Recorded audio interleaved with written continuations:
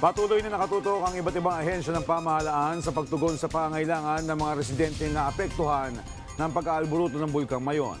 May report si Gary Carillo ng Radyo Pilipinas, Albay.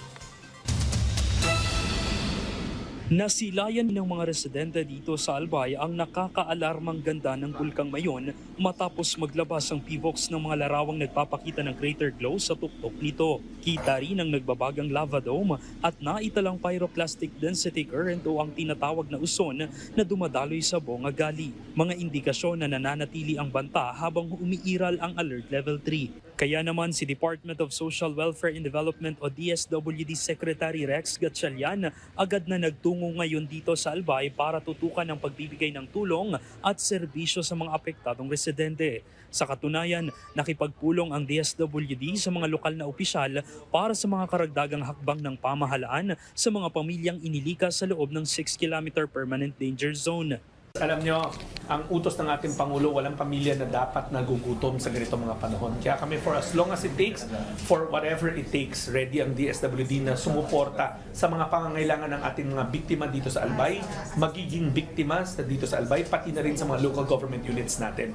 Alam kasi natin, maliliit sometimes ang LGU natin, kaya yung kapasidad nila maliliit din. Nakatakda ring magbigay ng cash for work program ang DSWD sa mga residenteng naapektuhan ng pag-alboroto ng bulkan. Kabilang sa mga prioridad dito ang mga minimum wage earner at mga nang mabakwit sa lalawigan. Dito binigyang diin ni OC Rafi Alejandro ang kahalagahan ng mabilis na distribusyon ng pagkain, malinis na tubig at hygiene kits. So ang national government agencies ay nandito para i-assure ang ating mga LGUs na nandyan lang yan para ibigay kaagad kung ano man ang tulong na kailangan, yung mga gaps. So naka-alerto na po ang DSWD, DOH, even yung NHA, no?